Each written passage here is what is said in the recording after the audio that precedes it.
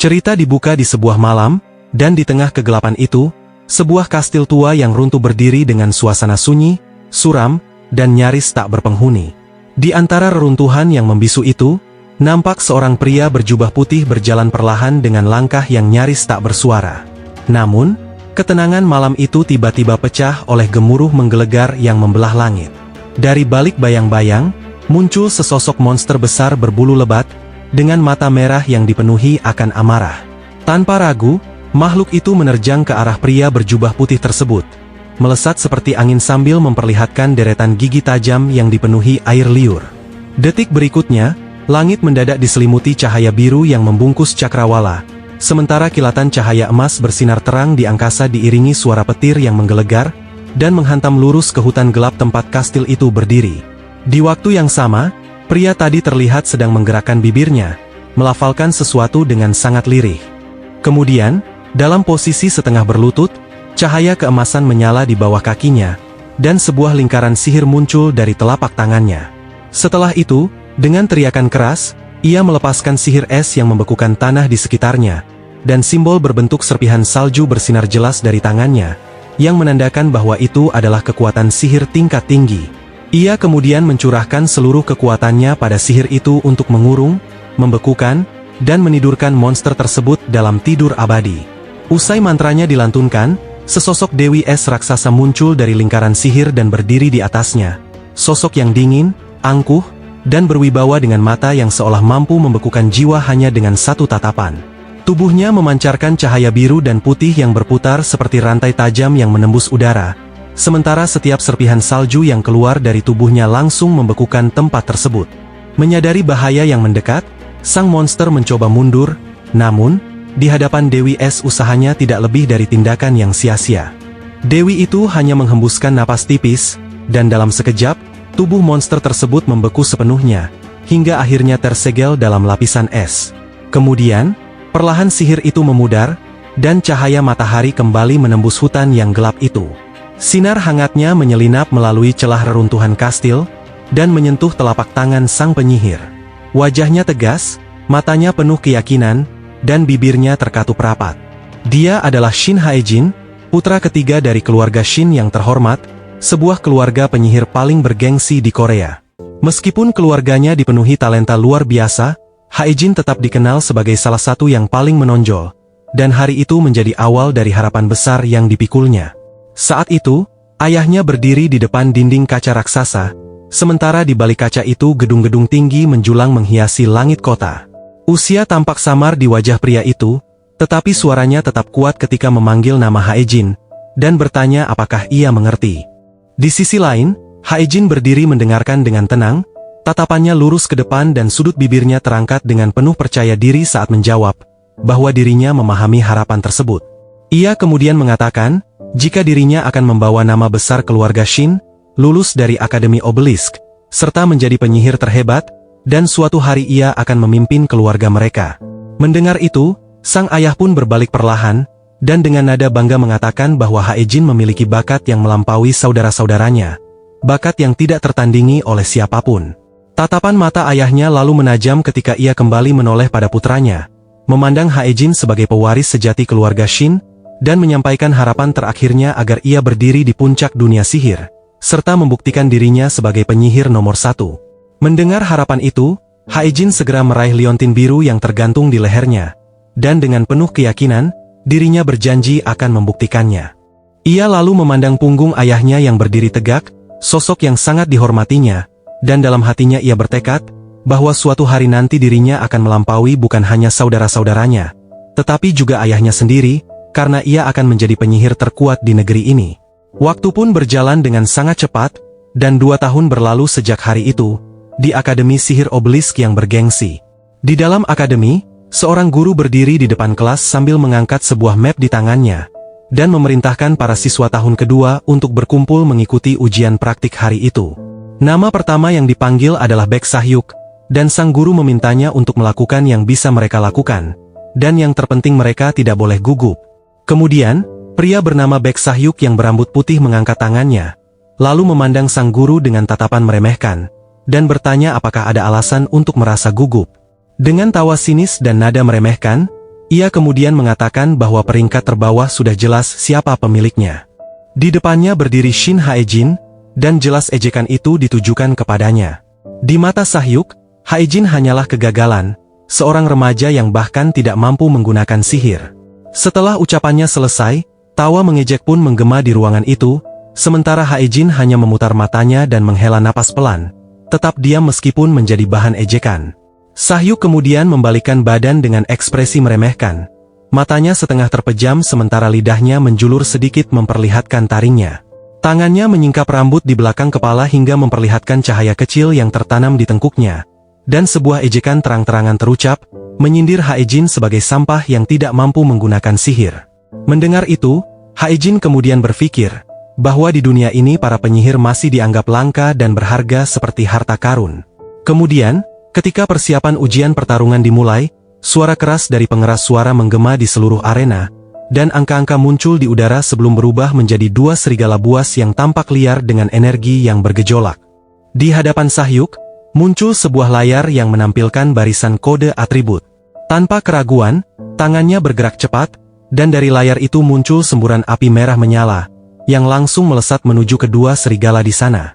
Tak lama kemudian, pengeras suara kembali bergema, menandakan bahwa ia telah menyelesaikan ujian penaklukan monster dalam batas waktu yang ditentukan, dan ia dinyatakan lulus. Dengan sikap arogan, Sahyuk merentangkan tangannya ke samping lalu berbicara santai, bahwa itu sangatlah mudah, seperti yang dirinya harapkan. Di sisi lain, Hayuk berpikir bahwa sihir modern telah berkembang pesat sejak munculnya teknologi kecerdasan buatan. Kini para penyihir modern dilengkapi dengan chip yang ditanamkan di tubuh mereka, teknologi yang memungkinkan mereka menggunakan sihir dengan mudah tanpa perlu mantra panjang dan rumit. Namun bagi Hae-jin, sistem itu sama sekali tidak cocok dengan dirinya.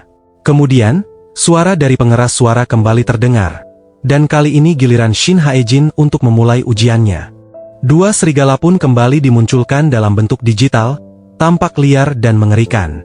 Di telapak tangan Hae-jin, cahaya putih kebiruan mulai menyala, udara di sekitarnya berputar deras hingga pakaiannya berkibar kuat.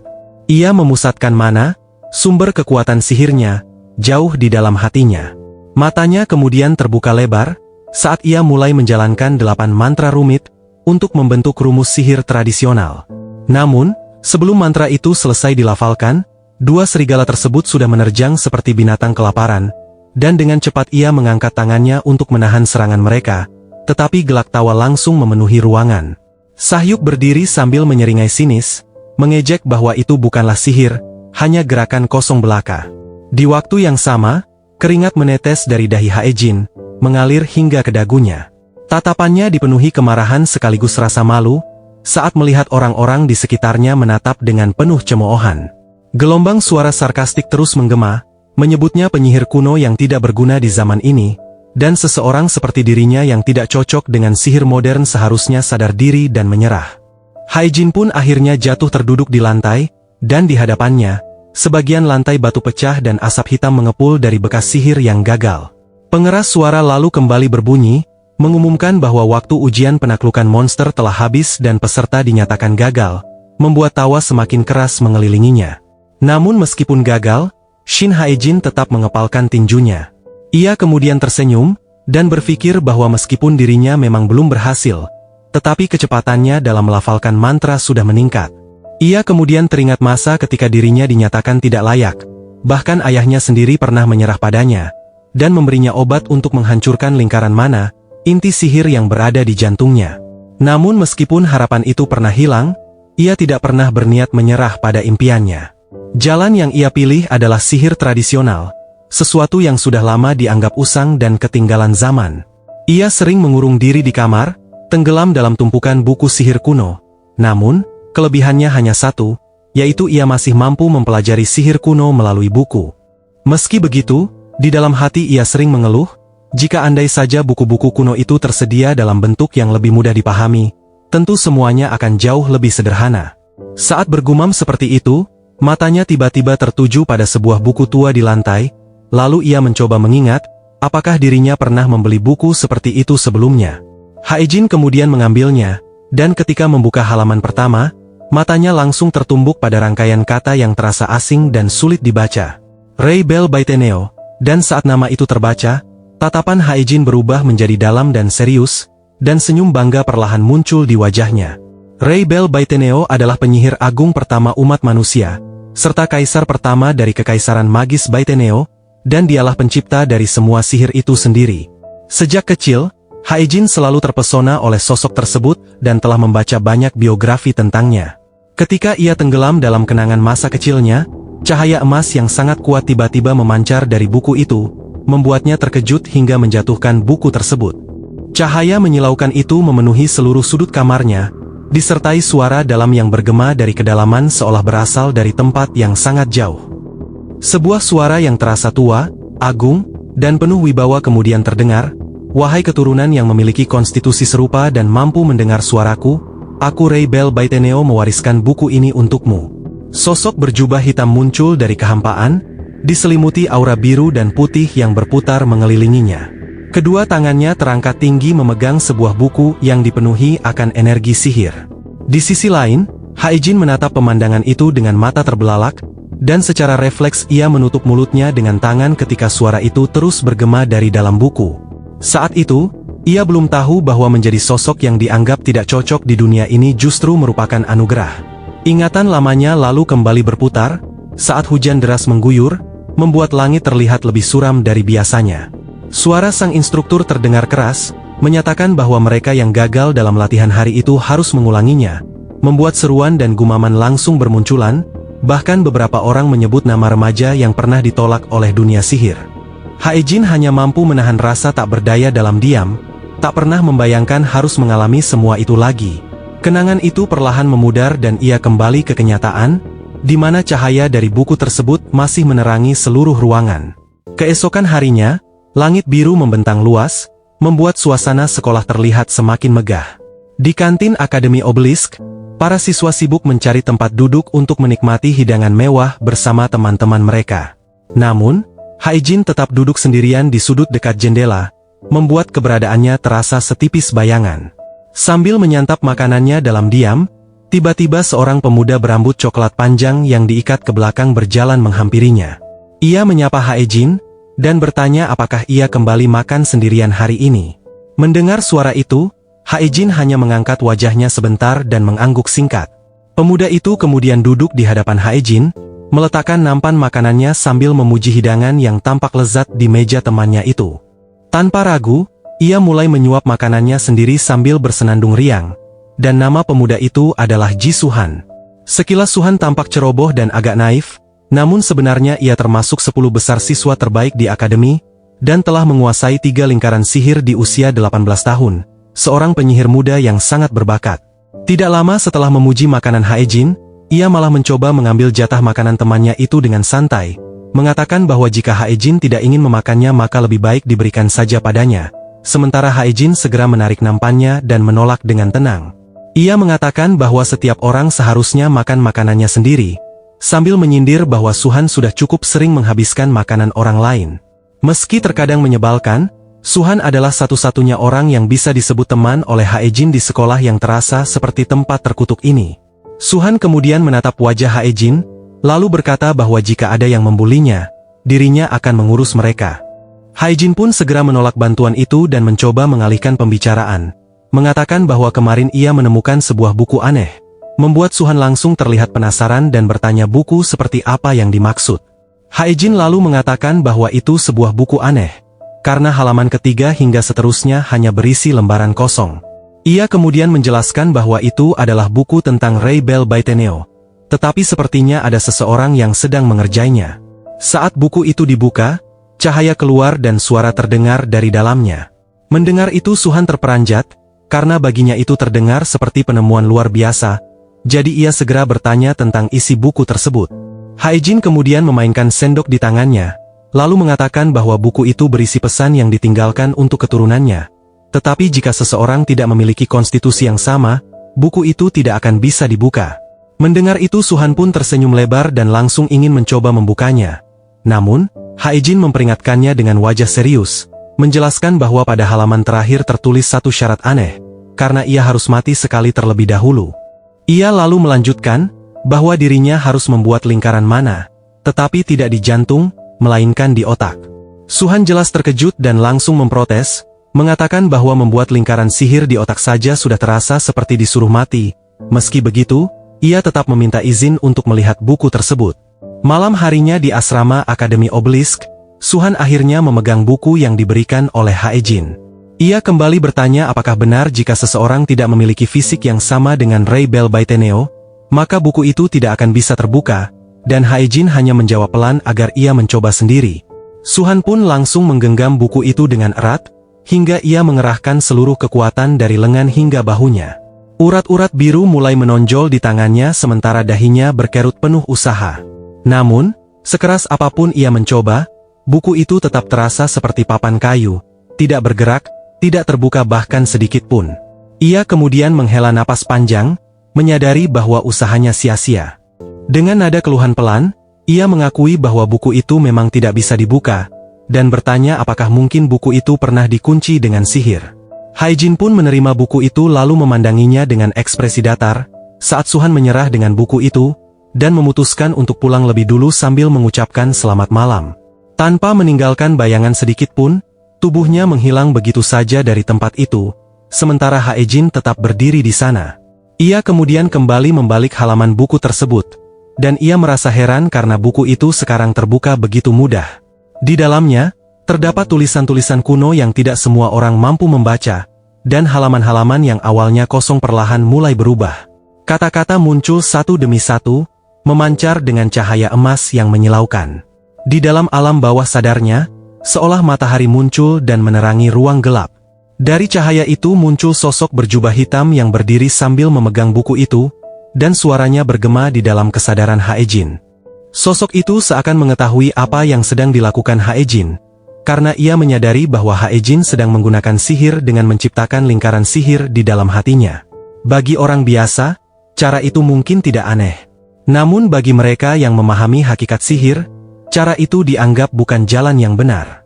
Setelah pesan itu selesai disampaikan, buku yang berada di tangan Hae-jin melayang kembali ke udara. Dentingan samar terdengar, lalu sebuah pesan lain menggema. Jika Hae-jin bersedia menerima kehendaknya dan ingin menjadi muridnya, maka ia harus menghancurkan lingkaran sihir yang berada di dalam hatinya, dan menciptakan yang baru di dalam otaknya. Buku itu mulai berputar cepat, dan halamannya terbalik satu demi satu. Cahaya dari buku itu melesat seperti badai dan langsung masuk ke dalam kepala Hae-jin, dan saat semuanya berakhir, buku itu jatuh ke lantai lalu kembali tertutup rapat seperti semula. Melihat itu kening Hae-jin berkerut, matanya dipenuhi keraguan, dan dalam hati ia merasa semua itu seperti lelucon. Ia baru saja mendengar ceramah tentang menciptakan lingkaran sihir di dalam otak, sesuatu yang bertentangan dengan semua teori sihir yang ia ketahui. Ia tahu bahwa sumber sihir adalah racun bagi otak manusia, dan jika dibiarkan masuk, semangat seseorang bisa runtuh dan dalam kondisi terburuk, bahkan dapat menyebabkan kematian otak. Ia kemudian memegang kepalanya dengan tangannya, mencoba mencerna semua yang baru saja terjadi. Jika dipikir lagi, saran itu terdengar seperti ajakan untuk pergi ke alam kematian. Kemudian, dengan suasana hati buruk, ia naik ke tempat tidur. Karena baginya tidak ada orang waras yang mau melakukan hal seperti itu, sementara buku itu tetap tergeletak diam tanpa mengeluarkan suara sedikit pun. Keesokan harinya, matahari terbit dan sinarnya menyinari akademi bergengsi tempat mereka belajar. Di sana, seorang pengajar terlihat sedang berdiri di dalam ruangan, dan bertanya pada Shin Hae-jin tentang apa yang sedang terjadi. Hae-jin pun datang mendekat sambil membawa buku misterius itu, dan ia meminta sang guru untuk memeriksa buku tersebut. Guru itu pun menerimanya lalu memandanginya dengan teliti. Buku itu tampak sangat tua dan jelas digunakan untuk sihir. Sang guru kemudian mencoba membukanya, namun tidak berhasil. Ia tampak berpikir serius sambil terus memeriksa buku itu. Saat itu, Hae-jin hanya meminta satu hal, agar buku itu dibuka dan diperiksa apakah ada segel sihir yang menguncinya, membuat guru itu sempat menatapnya dengan ragu. Hae-jin lalu mengatakan bahwa belakangan ini memang ada desas-desus aneh yang beredar di kalangan siswa. Mendengar itu, meski sang guru memperingatkan bahwa memperhatikan rumor hanya akan mengganggu pelajaran, ia tetap bersedia membantu. Tangannya kemudian diletakkan di atas buku itu, dan ia mulai memeriksanya menggunakan sihir tingkat tinggi. Setelah beberapa saat berkonsentrasi, sang guru akhirnya mengembalikan buku itu kepadanya, dan berkata bahwa tidak ada tanda-tanda sihir di dalam buku tersebut. Ia lalu menyarankan agar Hae-jin melupakan saja semua desas-desus yang beredar, dan lebih fokus untuk belajar. Hae-jin pun menerima buku itu kembali, lalu ia mengucapkan terima kasih kepada sang guru. Ia lalu berjalan menyusuri lorong akademi dengan pikiran yang terus melayang. Dalam benaknya muncul sebuah kemungkinan tersembunyi, karena bahkan Suhan yang memiliki kekuatan sihir tinggi dan gurunya sendiri tidak mampu membuka buku ini. Jika begitu, mungkinkah ia adalah orang yang terpilih? Bayangan itu langsung membuat pipinya memerah oleh rasa antusias yang tak terbendung. Malam harinya, ia duduk sambil merapatkan kedua tangannya, lalu mengambil sebuah kantong kecil yang berisi 4 kapsul. Itu adalah obat yang dikirim langsung oleh ayahnya, dan ia tahu bahwa kapsul tersebut akan langsung menghancurkan lingkaran mana di jantungnya. Dalam bayangannya, muncul sosok sang ayah yang duduk dengan angkuh di tempat tinggi sambil menatap ke bawah, dan memerintahkannya untuk meninggalkan sihir serta fokus pada teori saja. Tubuh Hae-jin langsung membeku, dan keringat dingin mengalir deras dari dahinya hingga ke pipinya. Ia tidak pernah berniat menyerah pada sihir, karena ia mencintainya lebih dari apapun. Tangannya yang menggenggam kapsul itu bergetar hebat, dan ia harus meyakinkan dirinya bahwa keputusan ini adalah satu-satunya jalan, karena bagaimanapun hidupnya sudah berada di tepi jurang. Kemudian, dengan mata terpejam rapat, ia menelan kapsul itu ke dalam mulutnya, dan berpikir bahwa hari ini mungkin dirinya akan mati. Pupil matanya lalu menyusut dalam ketakutan, dan keringat mengalir seperti hujan membasahi tangannya. Sakit, sungguh menyakitkan, pikirnya. Ia lalu berlutut di samping kursi, satu tangan menekan dadanya sementara tangan lain mencengkeram kursi agar tidak terjatuh ke lantai. Ia tahu bahwa lingkaran sihir yang terhubung dengan jantungnya mulai retak, dan inilah rasa sakit yang menyertai kematian seorang penyihir. Kehancuran lingkaran sihir di jantungnya pun menjalar langsung menuju otak. Rasa sakit itu menelusuri jalan dari jantung menuju otak, namun kali ini bukan air mata yang membasahi baju, melainkan keringat dari tiap kontraksi rasa sakit, membuat jemarinya mencengkeram kuat bajunya hingga kusut. Dari titik ini dan seterusnya ia melangkah ke wilayah terlarang, mengalirkan mana langsung ke otaknya. Hingga saat itu ia akan bangkit kembali sebagai penyihir. Ketika mana mulai mengalir di otaknya, rasa sakit itu kembali berulang, dan guncangan dari rasa sakit yang telah berlalu masih meninggalkan getaran di tubuhnya, seolah ingin menyeretnya ke kematian. Ia bahkan sempat merasa melihat jiwanya sendiri hendak pergi, membuatnya berpikir apakah ini rasanya akan tiada. Di tengah siksaan yang tak tertahankan itu, tiba-tiba sebuah bisikan terdengar tepat di telinganya. Suaranya tenang dan jelas, dan suara itu menanyakan apakah ia bisa mendengarnya. Bisikan itu bukanlah suara biasa, melainkan terbentuk dari mana. Seketika rasa sakit yang menyiksa tubuhnya menghilang, dan ketika ia menyadari keadaan sekelilingnya, ia sudah berada di ruang yang berbeda.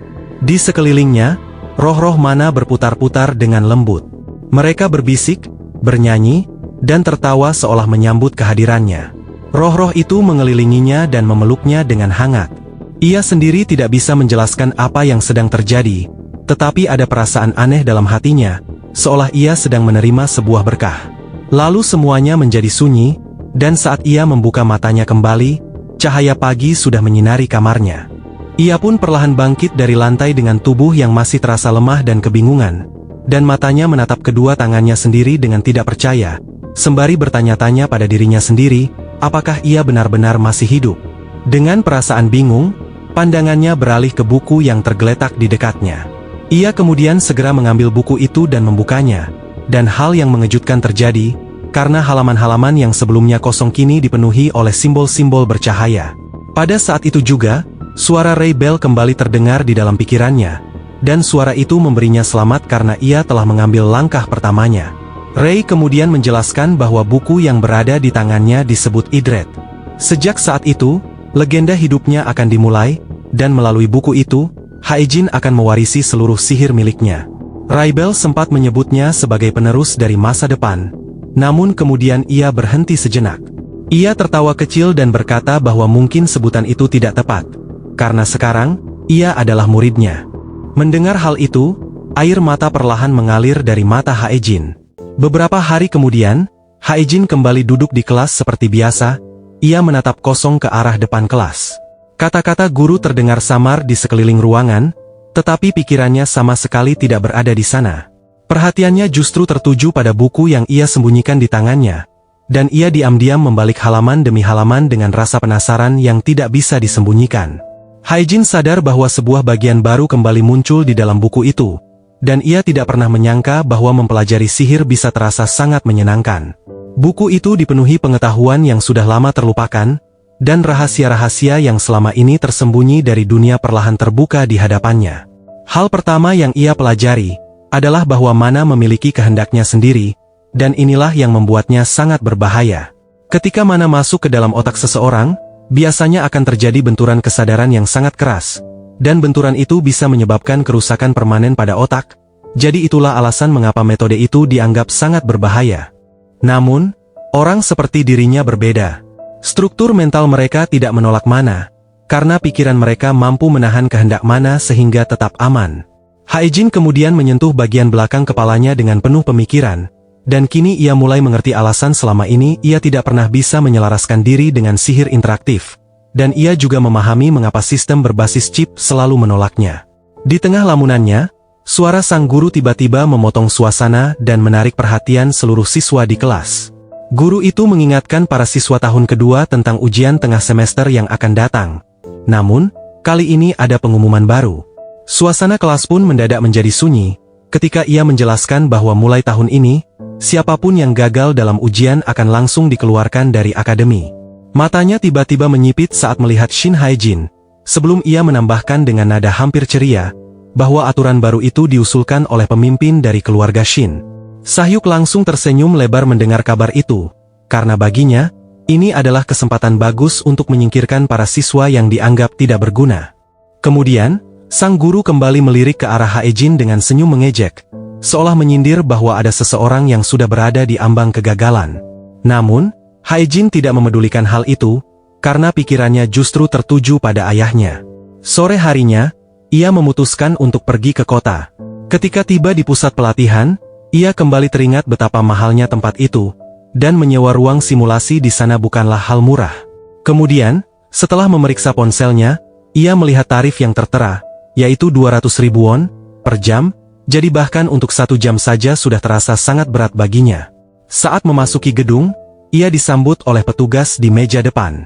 Di sana, Hae-jin meminta waktu latihan selama 1 jam, sementara petugas itu bertanya dengan heran apakah ia akan pergi sendiri, dan Hae-jin membenarkannya. Petugas itu kemudian memberikan sebuah kartu akses, dan menyuruhnya menuju ruang nomor 14. Ia bahkan menawarkan bantuan untuk menjelaskan cara kerja sistem hologram. Namun Hae-jin menolak dengan sopan, karena ia sudah mengetahuinya. Saat Hae-jin berjalan menyusuri lorong, petugas itu memandang punggungnya sambil bergumam pelan. Ia mengenali Hayul sebagai Shin Hae-jin dari keluarga Shin yang terkenal. Ia berasal dari keluarga penyihir yang sangat kuat, tetapi ironisnya tidak mampu menggunakan sihir interaktif. Jadi itu sungguh memalukan.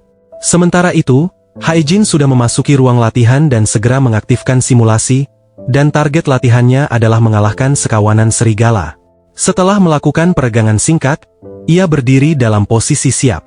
Beberapa saat kemudian, serigala-serigala digital muncul di sekelilingnya. 10 ekor sekaligus, dan mereka mengitarinya dengan tatapan buas sebelum bersiap menerkam. Hae-jin kemudian mengangkat tangannya perlahan, dan berkata bahwa menghadapi 10 monster tingkat rendah sekaligus bukanlah hal mudah. Ia tahu bahwa rata-rata waktu yang dibutuhkan siswa akademi untuk menyelesaikan ujian ini adalah 12 menit 32 detik. Kini, saatnya ia mencoba teknik dari buku Idret. Ia kemudian memusatkan pikirannya dan mengalirkan mana ke seluruh tubuhnya, lalu segera mengaktifkan Infinity Circle, membuat gelombang energi sihir langsung terpancar di depannya. Para serigala itu kemudian menerjang hampir bersamaan, dan dengan satu gerakan sederhana, semburan energi besar tiba-tiba meledak keluar dan menghantam mereka dengan keras. Melihat hasilnya, Hae-jin pun tidak bisa menahan senyumnya, karena ia sendiri terkejut dengan kekuatan yang muncul. Namun ia segera menyadari bahwa sihirnya berbeda dari penyihir lain, karena kebanyakan penyihir menggunakan lingkaran sihir yang terbentuk di dekat jantung mereka untuk menggunakan sihir kecerdasan buatan. Akan tetapi, lingkaran miliknya berada di otak, dan lingkaran itu mendorong mana mengalir ke seluruh tubuhnya. Dengan kata lain, Infinity Circle seolah membuka sesuatu yang selama ini tersembunyi jauh di dalam dirinya. Setelah memikirkan itu, Hae-jin kemudian mengangkat kedua tangannya, dan sebuah lingkaran sihir lain terbentuk. Kali ini, api menyembur keluar dengan ganas. Matanya pun seketika membelalak, karena ia tidak menyangka akan menghasilkan sihir seperti itu. Namun, suara Ray Bell tiba-tiba kembali terdengar dalam pikirannya. Ia mengatakan bahwa Haejin tidak perlu terkejut dengan sesuatu yang berada di level rendah ini, karena semua ini hanyalah permulaan. Ray juga menjelaskan bahwa Infinity Circle hanyalah fondasi dari gaya sihir Baiteneo, sebuah teknik yang memungkinkan penyihir membentuk sihir sesuai dengan bayangan dalam pikirannya. Dalam bayangannya, sosok gurunya muncul seolah menepuk kepalanya dengan lembut sebelum menghilang.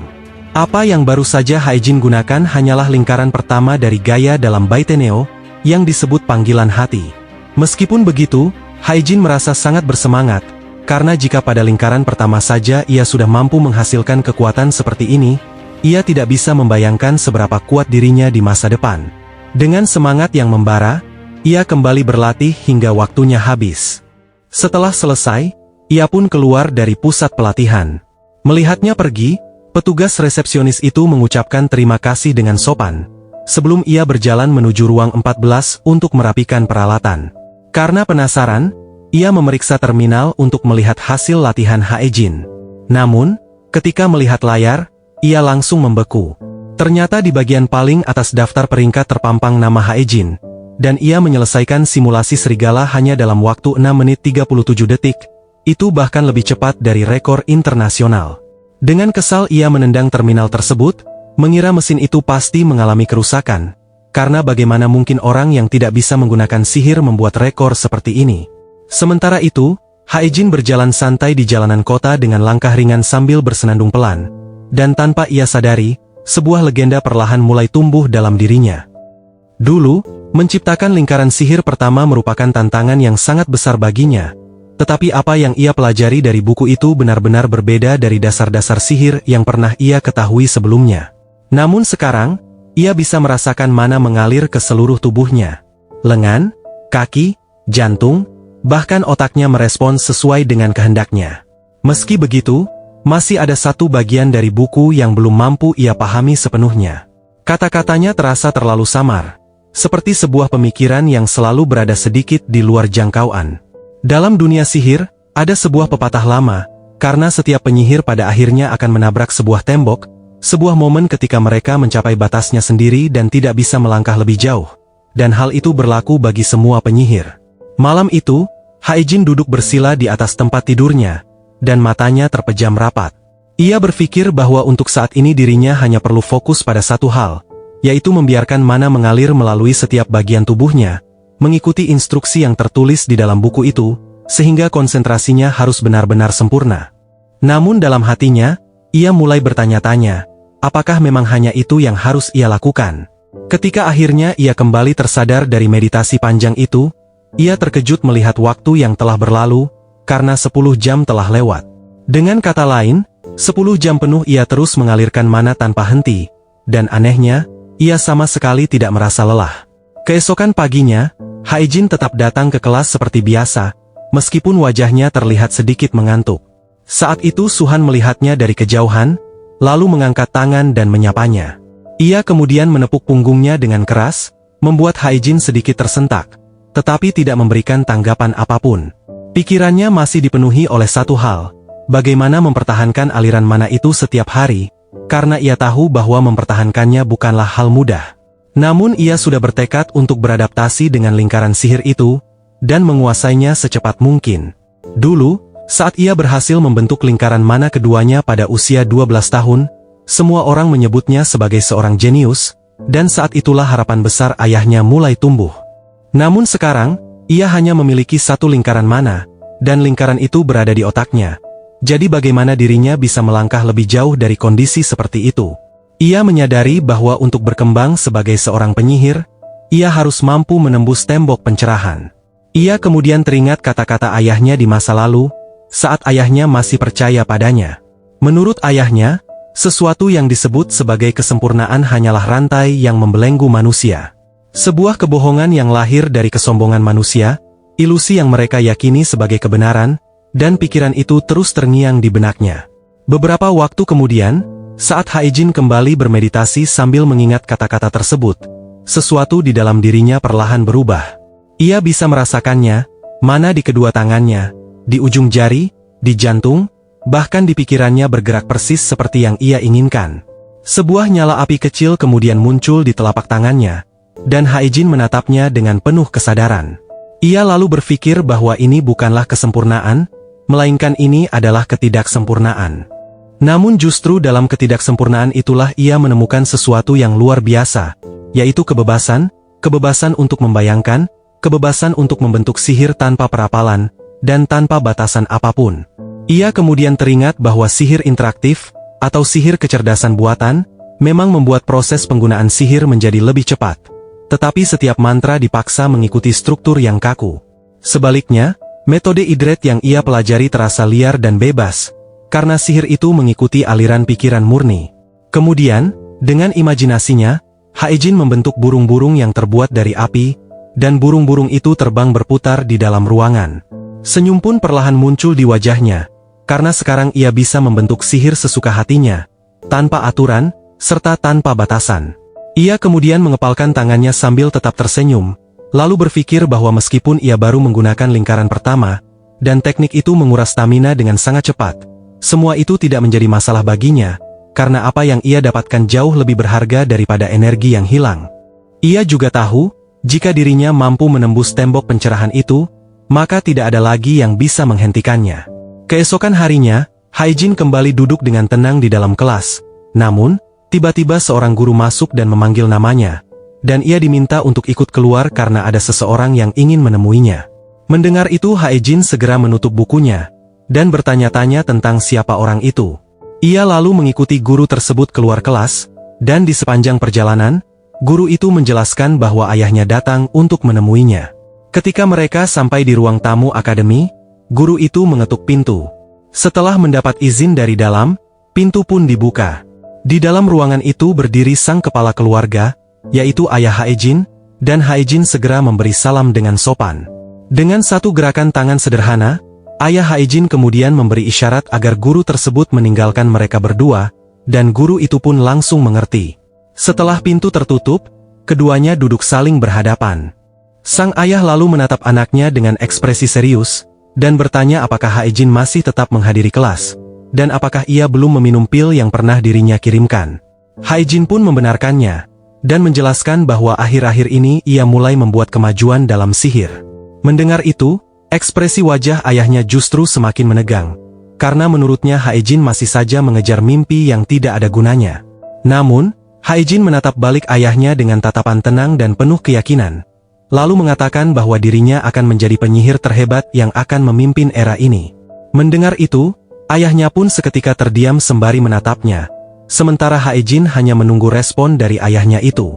Akhirnya, ayahnya menghela napas panjang, lalu berkata bahwa menurutnya, Haejin sudah membuang 1 tahun waktunya dengan sia-sia. Namun tiba-tiba ia menatapnya dengan serius, kemudian dengan dingin mengatakan bahwa sudah saatnya ia menerima kenyataan. Ia lalu lanjut berkata bahwa tidak peduli sekeras apapun ia berlatih, bahkan jika suatu hari ia berhasil mencapai sesuatu, selama tubuhnya tidak mampu menggunakan sihir interaktif, maka ia tidak akan pernah menjadi penyihir sejati. Meskipun berkata demikian, ayahnya masih mengakui bahwa Haejin masih memiliki bakat, tetapi ia menyarankan agar bakat itu digunakan dengan cara yang lebih bijak. Ia pun menyuruh Haejin berhenti mengejar mimpi yang tidak mungkin, dan fokus mempelajari teori sihir. Namun, Haejin tidak mundur sedikit pun, dan mengingatkan ayahnya bahwa dulu ia pernah berkata jika dirinya tidak akan pernah menyerah pada sihir. Haejin kemudian berdiri dari kursinya, lalu berkata bahwa baginya, menjalani kehidupan biasa bukanlah pilihan, terlebih lagi jika harus terus hidup di bawah bayang-bayang ayahnya. Ia lalu mengepalkan tangannya erat-erat, dan dengan percaya diri mengatakan bahwa apa yang dirinya inginkan sekarang, adalah untuk menjadi kepala keluarga selanjutnya. Mendengar itu ayahnya pun menatapnya beberapa saat, sebelum menjawab bahwa menjadi penyihir hebat dan memimpin keluarga penyihir bukanlah sesuatu yang bisa dicapai hanya karena seseorang menginginkannya. Akan tetapi, Haejin dengan tegas mengatakan bahwa ia akan membuktikannya. Ayahnya seketika mengangkat alis dengan ekspresi meragukan, dan bertanya bagaimana cara Haejin membuktikan hal itu, mengingat nilainya bahkan nyaris membuatnya dikeluarkan dari akademi. Dengan penuh keyakinan, Haejin kemudian menyatakan bahwa ia akan masuk 10 besar dalam ujian berikutnya.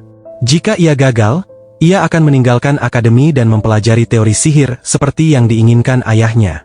Namun jika ia berhasil, ia meminta ayahnya mengakui dirinya sebagai seorang penyihir dan mendukung jalannya.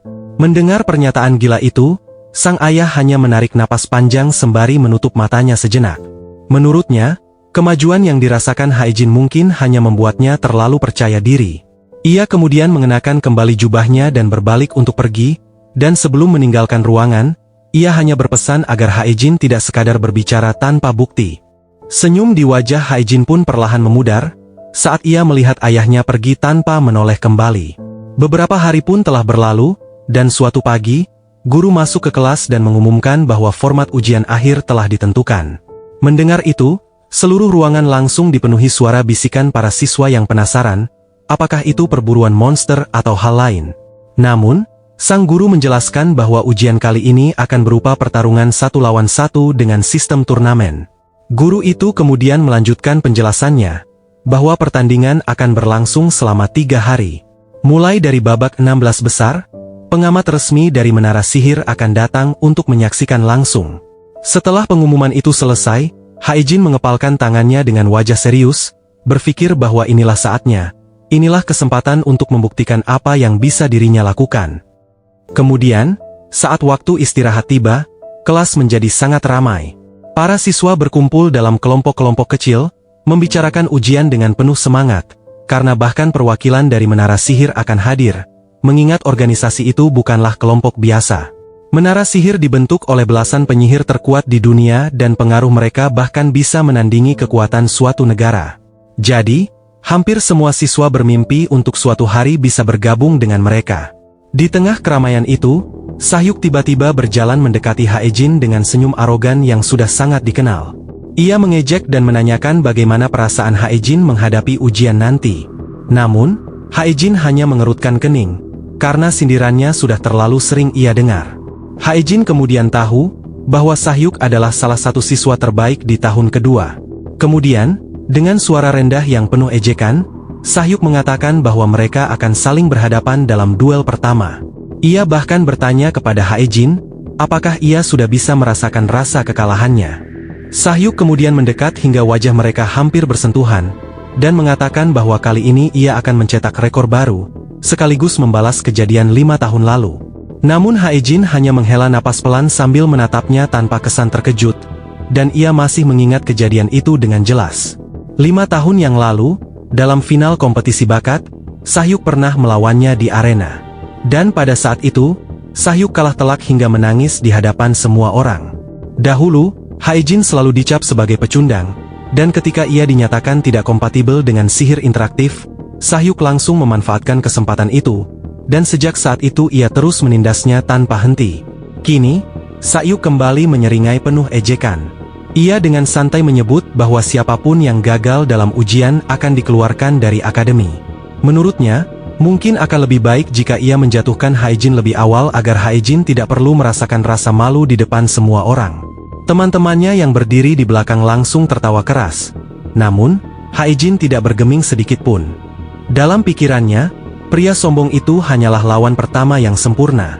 Kesempatan untuk bersinar akhirnya datang, dan ia tidak berniat menyia-nyiakannya. Haejin kemudian mengangkat kepalanya dan membalas dengan senyum tipis, seolah sama sekali tidak merasa takut. Ia bertanya kepada Sahyuk, bukankah itu persis seperti yang akan terjadi padanya? Lalu lanjut berpikir bahwa dirinya akan memanfaatkan ini sepenuhnya. Sikap itu membuat wajah Sahyuk berkedut, karena ia jelas tidak menyangka Haejin akan bereaksi seperti itu. Bisikan pun mulai menyebar di antara para siswa di sekitar mereka, dan banyak yang terkejut melihat seorang cacat sihir berani menantang Sahyuk secara terbuka. Sahyuk yang tersulut emosi pun mulai meninggikan suaranya. Ia mengejek Haejin agar tahu diri dan berhenti berhayal. Ia bahkan mengetuk pelipisnya sendiri lalu menunjuk kepalanya dengan jari, seolah mengatakan bahwa Haejin sudah kehilangan akal sehat. Namun, Haejin hanya menarik napas pelan.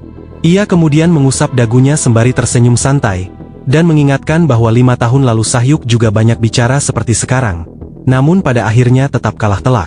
Ia lalu menatapnya dengan tatapan dingin, dan bertanya apakah Sahyuk tidak mengingatnya sama sekali.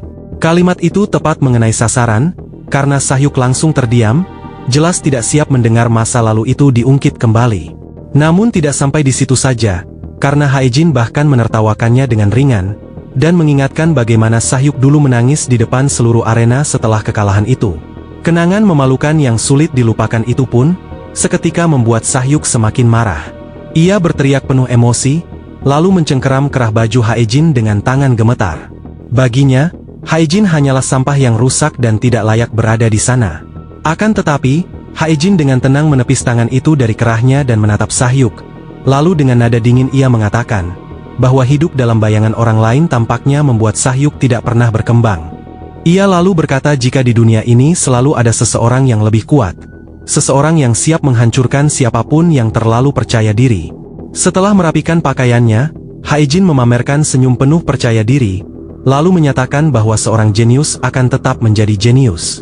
Ia bahkan tersenyum puas, saat berkata bahwa dirinya akan memastikan itu.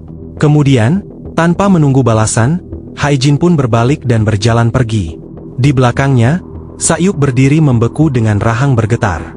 Giginya bergesekan dan tanpa sadar ia mulai menggigit kukunya dengan gelisah. Amarahnya membara ketika ia bergumam bahwa suatu hari ia akan membakar pria arogan itu, hingga menjadi abu dan menginjak sisa-sisanya. Keesokan harinya, berita tentang Haejin menyebar di internet seperti api liar, bahkan judul-judul besar bermunculan di berbagai media. Banyak yang menyebutnya sebagai kembalinya seorang jenius yang pernah jatuh, mempertanyakan apakah Shin Haejin akan bangkit kembali atau justru runtuh untuk selamanya. Di kamar asramanya, Haejin duduk dengan handuk menutupi kepalanya sambil mengeringkan rambut. Ia menatap layar tablet dengan senyum puas, karena namanya terpampang di setiap judul berita, persis seperti yang ia perkirakan. Ia juga tahu bahwa keluarga Baek Sahyuk pasti telah menggunakan pengaruh mereka untuk menggerakkan media dan memperbesar masalah ini. Haejin bahkan bisa membayangkan ekspresi Sahyuk yang dipenuhi kemarahan saat melihat berita itu. Baginya, semua itu justru bagus, karena semakin banyak orang yang memperhatikannya, maka itu akan semakin baik. Ia sadar jika ujian tengah semester kali ini akan menjadi panggungnya, dan di sanalah ia akan menunjukkan kepada dunia seperti apa sebenarnya seorang jenius. Saat sedang mengatakan itu, tiba-tiba ponselnya berdering, dan terlihat jika panggilan itu berasal dari ayahnya. Ia pun menjawab dengan santai, dan menanyakan kepada ayahnya apakah ia sudah melihat artikel tersebut.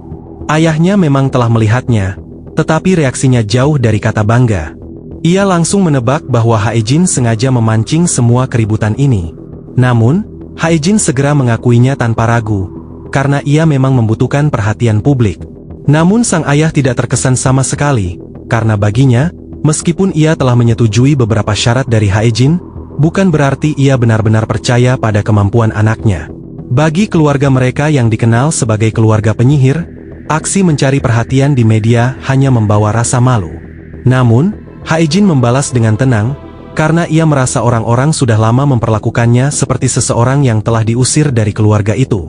Tangannya kemudian mengusap sampul buku yang tergeletak di sampingnya, dan dengan suara pelan, ia menyatakan bahwa jika dirinya sudah kehilangan segalanya, maka semua ini tidak lagi menjadi masalah. Ayahnya pun hanya bisa menghela napas panjang, karena meskipun kerusakan yang terjadi mungkin tidak terlalu besar, tetapi tetap saja kerusakan. Kemanapun Haejin pergi, nama keluarga mereka akan selalu mengikutinya, dan itulah kenyataan yang tidak bisa dihindari. Ekspresi Haejin pun menjadi serius, dan ia menjawab jika dirinya tentu memahami hal itu. Namun, menurutnya semua kebisingan itu tidak berarti dibandingkan dengan apa yang akan segera ia lakukan. Ketika ayahnya bertanya apa keuntungan yang akan didapat keluarga mereka dari semua ini, Haejin pun menjawab tanpa ragu, bahwa keuntungan itu adalah dirinya sendiri. Ia bertekad menjadi penyihir terhebat yang pernah ada di dunia, seorang jenius yang lahir dari keluarga penyihir, keluarga terkuat dalam sejarah mereka. Jawaban penuh keyakinan itu membuat ayahnya terdiam sejenak, dan ia akhirnya duduk di kursinya sambil menghembuskan napas pelan. Ia pun mengakui bahwa ambisi Haejin memang besar, bahkan mengingatkannya pada sosok kepala menara. Haejin sempat mengucapkan terima kasih, tetapi sebelum ia bisa berkata lebih jauh, nada suara ayahnya kembali mengeras. Ia berkata bahwa jika Haejin terus menyeret nama keluarga mereka ke dalam lumpur, maka ia harus siap menerima konsekuensinya. Panggilan itu pun berakhir, dan Haejin meletakkan ponselnya di atas meja. Senyum licik kemudian perlahan muncul di wajahnya, karena ia tahu jika tidak ada jalan untuk kembali sekarang. Beberapa waktu kemudian, hari ujian tengah semester pun akhirnya tiba, dan stadion kecil akademi dipenuhi energi yang bergelora. Para penonton dan reporter memadati tribun, semua mata tertuju pada arena di tengah lapangan. Hae-jin melangkah keluar di bawah langit terbuka sambil memutar pergelangan tangannya, mendekati medan pertarungan dengan santai. Di seberangnya, Sahyuk sudah menunggu dengan senyum mengejek di wajahnya. Ia menyinggung artikel yang sedang ramai dibicarakan, mengejek bagaimana nama Hae-jin tiba-tiba muncul di mana-mana hanya dalam satu hari. Baginya semua itu sangat lucu, mengingat Hae-jin bahkan tidak mampu menggunakan sihir dengan benar. Namun, Hae-jin hanya membalas dengan senyum tenang, karena ia yakin satu-satunya orang yang akan dipermalukan hari ini adalah Sahyuk sendiri. Bahkan, dengan santai ia mengatakan bahwa Sahyuk sebenarnya telah berjalan langsung ke dalam perangkapnya. Ia lalu tersenyum seperti iblis, lalu bertanya apakah Sahyuk tidak menyukai dirinya. Namun, ia tidak peduli dengan orang yang tidak penting seperti Sahyuk.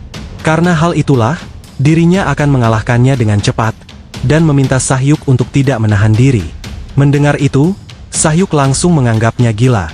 Akan tetapi Hae-jin tidak terpengaruh sedikit pun, kemudian ia mengangkat satu jari, dan menunjuk langsung ke arah lawannya. Lalu menyatakan dengan penuh keyakinan bahwa ia hanya membutuhkan sihir lingkaran pertama untuk memenangkan pertarungan ini.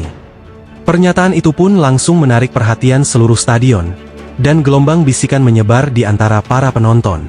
Di sisi lain, Sahyuk yang semakin kesal menggertakkan giginya sambil menggigit kukunya. Matanya berkedut karena marah. Ia lalu bertanya, bagaimana mungkin orang rendahan sepertinya berani mengejek dirinya. Kemudian, instruktur memasuki arena dan berdiri di antara mereka, dan ia mengangkat tangan sebagai tanda dimulainya pertandingan pertama ujian tengah semester untuk siswa tahun kedua. Di waktu yang sama, Hae-jin berdiri tegak dengan senyum percaya diri, sementara Sahyuk yang sudah diliputi amarah melangkah maju dengan tatapan membunuh saat energi sihir menyala di matanya. Dari jendela sistem yang muncul di depannya, api berkumpul dan menyatu menjadi bola api raksasa yang melesat langsung ke arah Hae-jin. Namun, Hae-jin dengan mudah menghindarinya, dan ia langsung mengenali sihir khas Sahyuk, sebuah sihir ledakan. Terlihat chip di belakang kepala Sahyuk menyala, menandakan aktivasi mantra lain. Kali ini, ia menggunakan sihir lingkaran ketiga yang sama, ledakan, namun Hae-jin hanya tersenyum melihat itu. Bola api kedua kemudian menghantam tengah arena dengan kekuatan besar, memunculkan pilar api yang menjulang dan mengguncang tanah. Suara ledakan menggema, dan tribun penonton dipenuhi suara kamera serta teriakan kaget. Sahyuk kemudian tersenyum puas, yakin bahwa pertunjukan Hae-jin sudah berakhir. Namun ketika debu perlahan menghilang, sosok Hae-jin masih berdiri di sana tanpa luka sedikit pun. Mata Sahyuk langsung melebar, dan kepanikan mulai terlihat di wajahnya. Tanpa ragu, ia segera membuka 3 jendela sistem sekaligus, dan meluncurkan 3 bola api lagi ke arah Hae-jin. Dengan gerakan ringan, Hae-jin mengangkat tangannya dan memanggil bola air yang berputar di atas telapak tangannya. Dalam satu gerakan halus, ia mengangkatnya ke udara, hingga terbentuk penghalang air transparan tepat di atas tubuhnya, membuat 3 bola api itu menghantam penghalang tersebut dan langsung teredam. Melihat itu kepercayaan diri Sahyuk mulai runtuh, karena mantra favoritnya yang selama ini yang tak pernah gagal, kini dipatahkan dengan mudah. Sementara itu, Hae-jin bergerak dengan anggun di seluruh arena, seolah menikmati aliran sihir yang mengelilinginya. Tinggi di atas arena, di sebuah ruang VIP yang tenang, seseorang sedang mengamati pertarungan itu dengan penuh ketertarikan.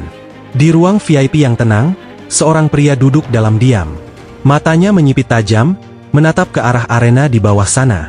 Perhatiannya sepenuhnya tertuju pada pemuda yang sedang bertarung, karena ia merasa ada sesuatu yang aneh. Menurut pengamatannya, semua sihir yang digunakan pemuda itu hanyalah sihir lingkaran pertama, namun cara pemuda itu menggunakannya terasa terlalu cepat, terlalu halus, dan hampir tanpa jeda.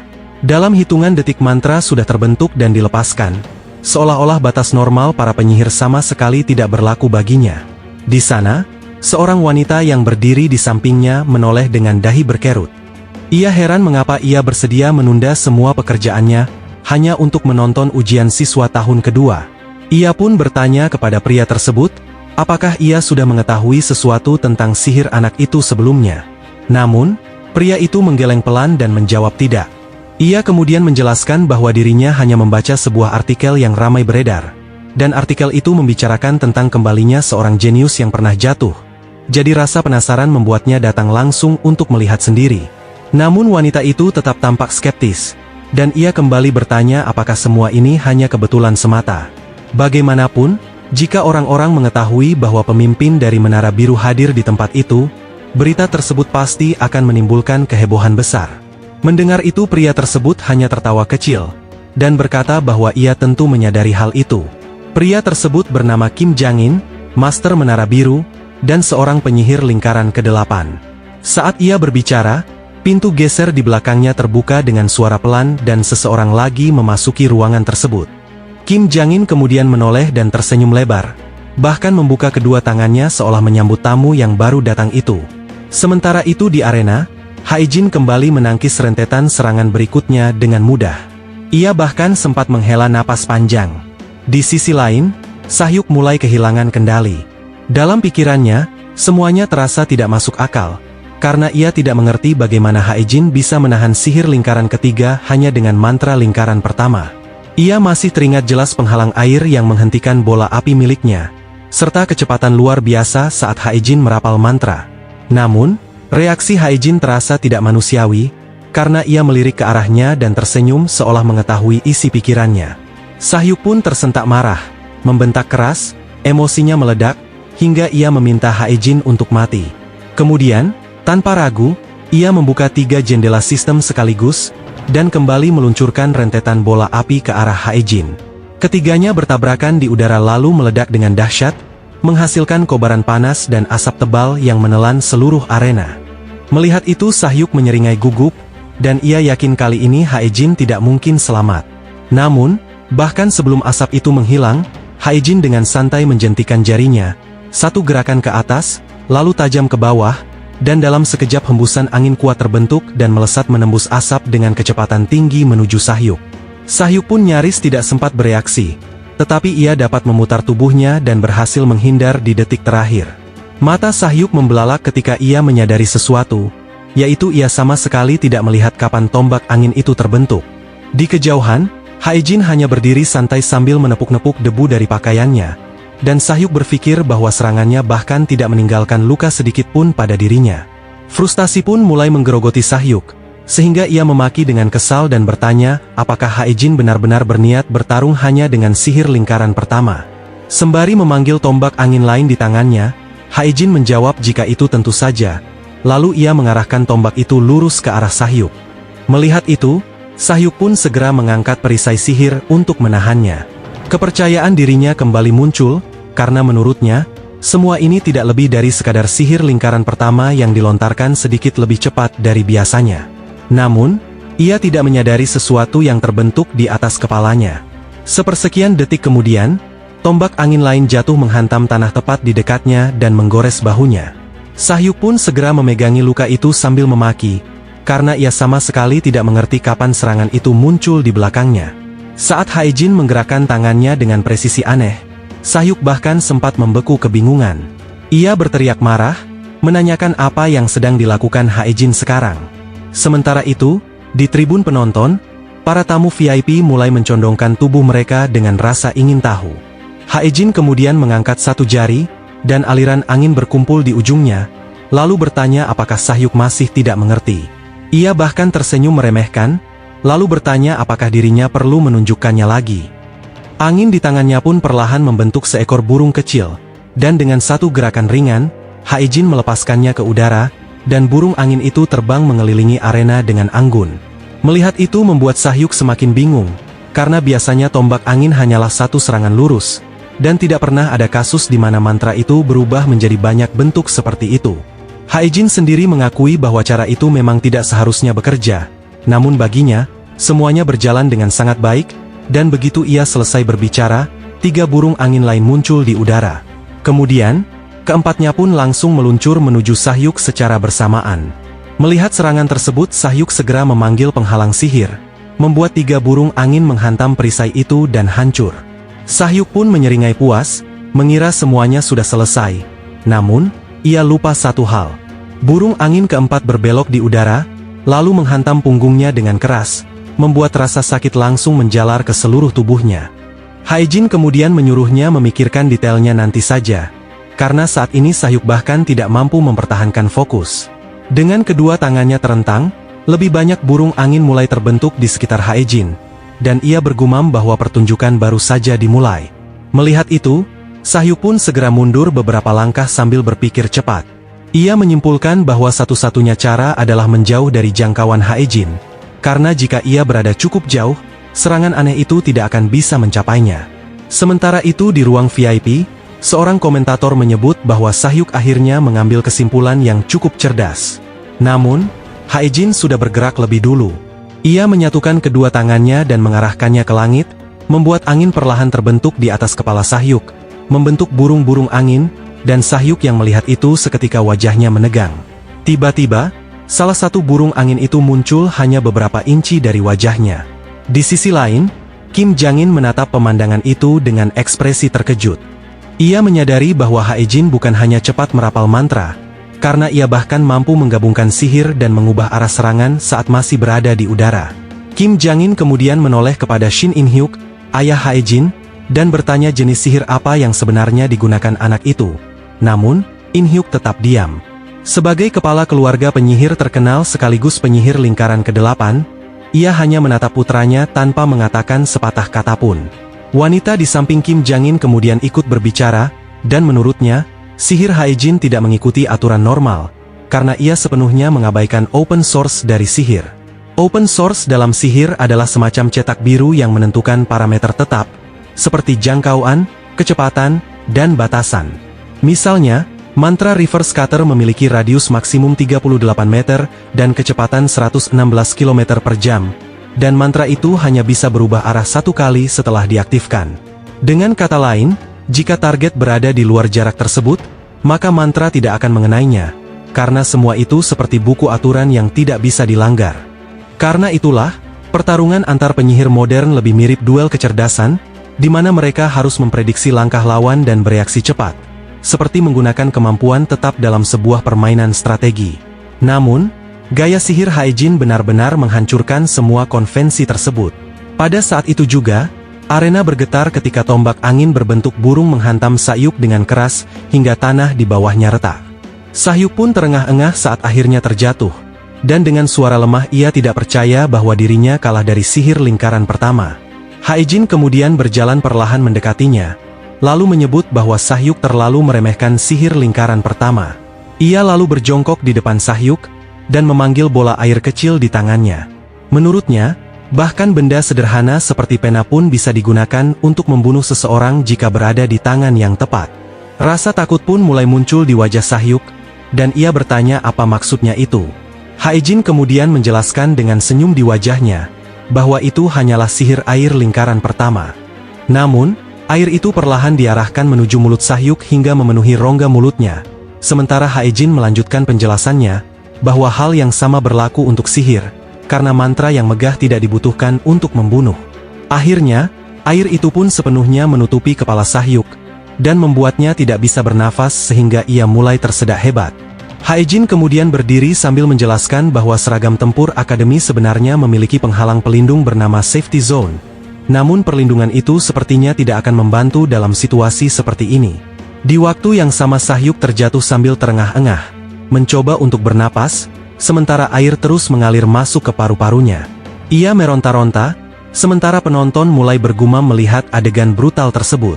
Di sisi lain Hae-jin hanya berdiri diam untuk beberapa saat, dan setelah itu ia menoleh ke arah instruktur di sana, berkata bahwa seharusnya sudah jelas pemenangnya siapa. Mendengar itu, sang instruktur pun segera meniup peluitnya. Pertandingan dinyatakan selesai, dan Hae-jin akhirnya dinyatakan sebagai pemenang.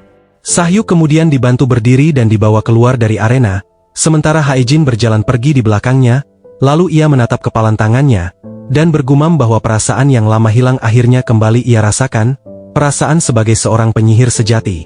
Di tempat lain, Kim Jangin berjalan menyusuri lorong bersama asistennya, sambil mengingat momen ketika ia menggunakan kemampuannya untuk mengintip inti sihir Hae-jin, dan yang ia lihat hanyalah satu gambaran besar, yaitu kembalinya sang jenius. Rasa penasaran pun memenuhi pikirannya, membuat senyum lebar muncul di wajahnya sementara mata merahnya menyipit penuh minat. Dan ia bergumam bahwa dirinya harus mengetahui lebih banyak tentang pemuda bernama Hae-jin itu.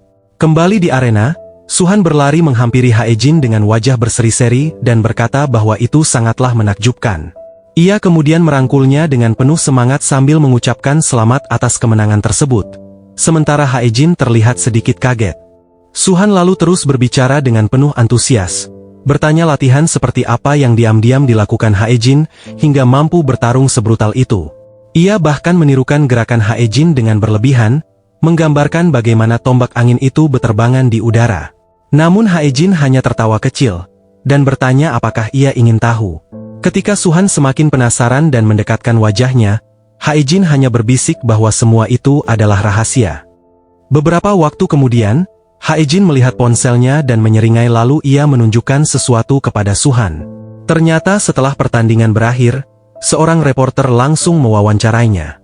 Dalam rekaman itu, sang reporter dengan cepat mengajukan berbagai pertanyaan. Mereka ingin tahu bagaimana Hae-jin bisa merapal mantra secepat itu, dan bagaimana tombak angin miliknya bisa berubah arah serta bentuk di udara. Namun, Hae-jin hanya tersenyum menghadapi semua rasa penasaran itu. Tiba-tiba, Kim Jang-in muncul di tengah kerumunan itu. Ia melangkah maju dengan tenang, menarik perhatian para wartawan yang sejak tadi memenuhi arena, sembari berkata bahwa dirinya akan menjawab semua pertanyaan itu. Mata Hae-jin pun seketika melebar karena terkejut melihat kemunculannya, karena ia tahu bahwa orang yang datang adalah master dari Menara Biru, sang Raja Iblis Es, Kim Jang-in. Dengan sikap percaya diri yang tenang, Kim Jang-in memperkenalkan diri sambil mengatakan bahwa ia telah menyaksikan pertandingan Hae-jin, dan ia memuji pertarungan itu sebagai sesuatu yang sangat mengesankan. Ketika mendekat, Kim Jang-in bahkan memeluk Hae-jin dengan ringan sebagai bentuk apresiasi. Menurutnya, sihir yang digunakan Hae-jin adalah sihir memorisasi lingkaran keempat. Mendengar itu, para wartawan pun segera bereaksi, saling berebut mengajukan pertanyaan tentang maksud pernyataan itu. Sebagai jawaban, Kim Jang-in dengan santai memanggil nyala api kecil di telapak tangannya sebagai demonstrasi, sementara Hae-jin hanya mengangkat alisnya dan nampak tidak tertarik dengan itu. Di sisi lain, para wartawan memandang dengan takjub dengan apa yang dilakukan oleh sang master menara itu. Kim Jang-in kemudian menunjuk pelipisnya, dan menjelaskan bahwa mantra tersebut berbasis memorisasi. Jika seseorang benar-benar menghafal struktur sebuah mantra, maka mantra itu dapat diaktifkan hampir secara instan tanpa proses yang panjang. Seseorang dari kerumunan kemudian bertanya, mengapa sihir kuat seperti itu tidak sering digunakan? Kim Jang-in pun tersenyum, dan menjawab bahwa itu ada batasannya, karena seorang penyihir hanya dapat menggunakan mantra yang berada 3 lingkaran di bawah tingkat sihirnya saat ini.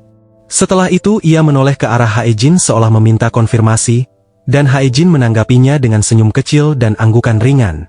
Di benaknya, Hae-jin sempat berpikir bahwa selama ini ia berusaha menghindari menggunakan kata berat ketika menggambarkan gaya Baiteneo. Namun kali ini, kata-kata Kim Jang-in itu terasa sangat cocok untuk menggambarkan situasi yang terjadi. Kemudian, seorang reporter lain segera menyela dengan pertanyaan baru, karena jika begitu, apakah itu berarti Hae-jin telah mencapai lingkaran keempat, dan apakah itulah alasan ia bisa menggunakan sihir memorisasi? Kim Jang-in lalu meletakkan kedua tangannya di bahu Hae-jin dan mengangguk tegas. Jawabannya jelas, seolah tidak perlu penjelasan lebih lanjut. Kemudian, kilatan kamera langsung memenuhi area di sekitar mereka. Wawancara itu lalu dengan cepat menyebar ke media sosial, dan dalam waktu singkat, berbagai berita muncul dengan judul besar. Hae-jin mencetak rekor baru sebagai penyihir termuda yang mencapai lingkaran keempat, bahkan seorang master dari Menara Biru turut mengonfirmasi hal itu. Kemudian, saat menonton video itu, Su-han menoleh ke arah Hae-jin dengan wajah tidak percaya, karena ia benar-benar terkejut mengetahui bahwa Hae-jin sudah menjadi penyihir lingkaran keempat. Namun, pertanyaan berikutnya dari wawancara itu justru membuat suasana semakin ramai, karena bagaimana Hae-jin bisa melewati open source dari sebuah mantra. Saat itu Kim Jang-in terlihat sedikit gugup dan hanya mampu memberikan senyum canggung. Jelas bahwa ia tidak memiliki jawaban untuk pertanyaan itu. Pada saat itulah, Hae-jin maju mengambil alih penjelasan. Menurutnya, hal itu sebenarnya cukup sederhana. Ia lalu menjelaskan bahwa yang perlu dilakukan hanyalah memodifikasi rumus sihirnya, dan itu membuat Kim Jang-in terkejut. Pikirannya langsung berputar mendengar penjelasan itu, karena baginya, Konsep tersebut terdengar mustahil.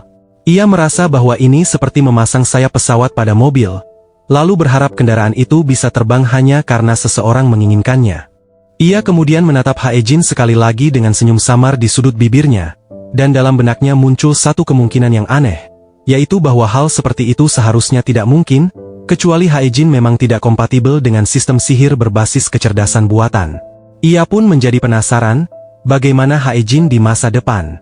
Pada saat itu juga, Hae-jin mengangkat tangannya, dan sekelompok kupu-kupu bercahaya terbentuk dari mana dan terbang dengan anggun di udara, lalu ia menyebut teknik itu sebagai sihir yang dimodifikasi. Mata Kim Jang-in seketika bersinar merah, hingga ia menutup mulutnya dengan tangan sambil menahan senyum penuh keterkejutan. Dalam pikirannya, ia menyadari bahwa sesuatu yang besar baru saja terjadi, karena hari itu akan menjadi titik balik, dan mulai sekarang, dunia sihir kemungkinan besar akan berubah selamanya. Setelah menonton wawancara tersebut, Suhan menatap Hae-jin dengan ekspresi skeptis, karena ia tampak sulit mempercayai cerita tentang sihir modifikasi itu. Sementara Hae-jin hanya mengangkat bahu, seolah tidak peduli apakah orang lain percaya atau tidak. Suhan kemudian menepuk bahu Hae-jin dengan ramah, dan ia mengakui bahwa jika dirinya berada di posisi Hae-jin, mungkin ia juga tidak akan mempercayainya. Meski begitu, ia tetap merasa sangat bersemangat melihat kemenangan Hae-jin hari itu. Setelah berkata demikian, Suhan pun mengatakan bahwa ia harus kembali ke asrama, membuat Hae-jin terkejut dan bertanya apakah harus sekarang. Suhan lalu pergi sembari menjelaskan bahwa dirinya memang harus pergi, karena ia harus mempersiapkan untuk pertandingan besok karena dirinya memiliki lawan yang tangguh. Rasa penasaran pun muncul di benak Hae-jin, tentang siapa lawan yang dimaksud oleh Suhan. Keesokan harinya, Hae-jin kembali ke arena. Di tengah lapangan, Suhan terlihat berlutut dengan satu kaki, dan tubuhnya basah oleh keringat. Di sana, ia menatap lawannya yang berdiri di seberang. Di sisi lain, Hae-jin yang menonton dari tribun sempat berpikir bahwa mungkin inilah lawan berat yang dimaksud Suhan. Di udara, seorang gadis melayang dengan bantuan sihir yang disebut Moonlight Bullet, dan namanya adalah Starret. Ia adalah keturunan keluarga Starret dari Prancis, bagian dari House of the Divine Guardians, sebuah garis keturunan penyihir legendaris yang terbentuk dari perpaduan dua keluarga sihir besar. Hae-jin mengamati dengan saksama, dan ia tahu bahwa sihir gadis itu terasa berbeda. House of the Divine Guardians dikenal karena memodifikasi mantra mereka dengan atribut bulan yang sangat langka. Kemudian, lingkaran sihir bercahaya muncul di bawah kaki Adela, sementara angin berkumpul dan berputar di dalamnya. Menyadari bahaya yang datang, Suhan dengan cepat menciptakan penghalang pelindung. Namun dengan satu gerakan ringan saja, Adela menghancurkan penghalang itu, membuat instruktur segera mengangkat tangan dan meniup peluit. Pertandingan pun berakhir, dan Adela dinyatakan sebagai pemenang. Dengan rambut yang terurai bebas, gadis itu berjalan dengan tenang menuju tepi arena, sementara para penonton mulai berbisik-bisik membicarakannya, sedangkan tatapan Hae-jin tidak pernah lepas darinya. Ia kemudian berpikir bahwa cahaya itu adalah tanda khas dari keluarga Adela, kekuatan yang lahir dari perpaduan atribut cahaya dan kegelapan, sama seperti cahaya bulan. Mantra mereka memiliki kekuatan, jangkauan, dan karakteristik unik yang tidak pernah tercatat dalam database, atau open source sihir standar. Hae-jin lalu menyilangkan tangan sambil mengernyit, karena sekarang ia mengerti mengapa gadis itu menjadi lawan yang sangat sulit. Namun, kemudian ia menyadari sesuatu, karena tatapan Adela ternyata tertuju padanya. Hae-jin pun berkedip bingung, bertanya-tanya apakah gadis itu memang sedang melihatnya. Setelah semua pertandingan hari itu selesai, Hae-jin mendatangi Suhan yang terlihat sangat murung. Ia menyerahkan sebotol air dan menepuk punggung temannya sebagai hiburan, namun Suhan tetap mengeluh, karena dari sekian banyak lawan yang mungkin ia hadapi, justru Adela yang muncul sebagai lawannya. Meski begitu, ia tetap berhasil tersenyum kecil, lalu bertanya apakah Hae-jin menang dalam pertandingan kedua, dan Hae-jin membenarkannya. Mendengar itu Suhan menghela napas panjang dan mengatakan bahwa lawan berikutnya untuk Hae-jin adalah. Namun sebelum kalimat itu selesai, Adela tiba-tiba sudah berdiri di belakang mereka. Dengan nada tenang dan dingin, ia memuji Suhan atas pertandingannya yang bagus. Namun Suhan hanya tertawa gugup sambil menggaruk bagian belakang kepalanya, mengakui bahwa ia belajar banyak dari pertarungan itu. Setelah itu, Adela mengalihkan pandangannya kepada Hae-jin, tatapannya tajam dan sedikit meremehkan, dan Hae-jin membalas pandangan itu tanpa sedikit pun gentar.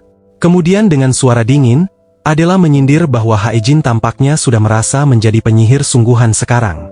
Ia lalu kembali menatapnya dingin, dan berkata bahwa alasan dirinya berada di akademi itu, tidak lain karena dirinya berharap Haejin membantunya untuk mengingat sesuatu. Haejin kemudian berpikir bahwa mereka memang memiliki masa lalu yang panjang, karena keluarganya dan keluarga Adela memiliki hubungan erat, sehingga ia dan Adela sering bertemu dalam berbagai acara resmi sejak kecil. Ia bahkan menyebut jika hubungan mereka harus dirangkum dalam satu kata, maka kata yang paling tepat adalah rival.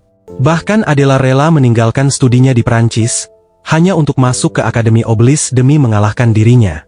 Namun semuanya berubah ketika ia dicap sebagai seseorang yang tidak kompatibel dengan sihir interaktif, dan sejak saat itu, Adela memutus semua hubungan dengannya. Di mata Adela, dirinya sudah berubah menjadi seseorang yang tidak berarti, dan sosok rival yang dulu begitu ingin ia kalahkan seolah telah menghilang begitu saja. Setelah memikirkan itu, Haejin hanya menyeringai tipis, seolah tidak terlalu memedulikan pandangan itu. Ia bahkan dengan santai menyiratkan bahwa dirinya mungkin tidak akan menjadi tantangan besar. Adela pun berbalik tanpa ragu, langkahnya tenang saat ia pergi, meninggalkan kata-kata singkat yang menyiratkan bahwa kebenaran akan segera terlihat setelah mereka bertarung. Suhan yang berdiri di samping Haejin pun tampak gelisah, dan ia menatap temannya dengan ekspresi canggung, seolah ingin memastikan sesuatu. Bagi Suhan, situasi ini terasa tidak biasa, dan ia bertanya apakah Haejin sudah siap. Namun, Haejin justru terlihat bingung mengapa ia ditanya hal seperti itu, lalu bertanya balik tentang siapa yang Suhan maksud. Mendengar itu Suhan langsung marah, lalu kembali bertanya apakah Haejin memang tidak tahu atau pura-pura tidak mengetahuinya. Suhan akhirnya menjelaskan kegelisahannya, bahwa lawan Haejin berikutnya adalah Adela Starrett, dan kalimat itu membuat Haejin langsung terdiam. Keesokan harinya, stadion dipenuhi suasana tegang dan penuh antisipasi. Di tengah arena, Adela berdiri dengan tenang sambil memutar pergelangan tangannya sebagai pemanasan. Wajahnya tetap dingin, seolah pertandingan itu hanyalah formalitas, sementara instruktur di sisi lapangan memeriksa jam tangannya. Di tribun penonton, beberapa mahasiswa mulai berbisik-bisik, ada yang bertanya-tanya di mana Haejin berada, dan sebagian bahkan mulai berspekulasi bahwa semua pembicaraan tentang sihir modifikasi hanyalah sandiwara. Beberapa orang menganggap Haejin pasti menyadari dirinya tidak akan mampu mengalahkan Adela, sehingga memilih melarikan diri sebelum pertandingan dimulai. Setelah menunggu begitu lama, instruktur akhirnya menghela napas panjang dan menggelengkan kepala. Waktu telah habis, dan menurut peraturan, Adela akan memenangkan pertandingannya. Namun tepat pada saat itu, sebuah suara tiba-tiba menggema di seluruh stadion, dan Haejin muncul sambil berlari menuju arena. Seragamnya masih ia rapikan sambil berlari, seolah datang terburu-buru. Ia kemudian berhenti sambil menarik napas dan tersenyum canggung, lalu meminta maaf karena datang terlambat. Melihatnya, sang instruktur langsung kesal, lalu menanyakan kemana saja Haejin pergi. Namun beberapa detik kemudian, ia menyadari bahwa alasan apapun sudah tidak penting lagi, dan tanpa banyak bicara, ia menyatakan bahwa Haejin tetap akan mendapat hukuman karena datang terlambat. Instruktur kemudian memberi isyarat agar kedua peserta mengambil posisi masing-masing. Di hadapannya, Adela menautkan jari-jarinya sambil mengamatinya dengan penasaran, lalu bertanya kepada Haejin mengenai alasan keterlambatannya. Dengan mata terpejam, Haejin pun menjawab dengan tenang bahwa tidak ada hal istimewa yang terjadi. Namun dalam satu gerakan halus, ia segera mengayunkan tangannya, dan Infinity Circle miliknya langsung aktif, sembari mengatakan bahwa ia hanya memiliki beberapa hal yang perlu dipersiapkan. Mendengar itu, Adela pun bertanya kepada Haejin, apakah yang dimaksud adalah persiapan untuk pertarungan ini. Haejin pun tersenyum kecil dan ia mengakui bahwa Adela adalah lawan yang kuat, sehingga tidak masuk akal baginya datang tanpa persiapan. Ia bahkan menjanjikan bahwa pertandingan ini akan menjadi pertarungan yang menarik. Adela pun memandangnya dengan saksama, karena ada sesuatu yang terasa berbeda, terlebih lagi, Haejin yang berdiri di hadapannya sekarang tidak terasa sama seperti kemarin, seolah ada potensi yang selama ini tersembunyi. Ia lalu berharap kepada Haejin, agar ia dapat melihat kekuatannya yang sesungguhnya. Haejin kemudian mengangkat tangannya ke arah Adela, lalu berkata bahwa dirinya harus memberitahu sesuatu kepadanya terlebih dahulu, karena ia menyarankan agar Adela langsung mengerahkan seluruh kekuatannya sejak awal. Adela pun langsung bergerak tanpa ragu, dan sebuah bola cahaya emas muncul di atas kepalanya. Dengan jari yang dibentuk seperti pistol, ia segera melepaskan mantra Flame Revolver.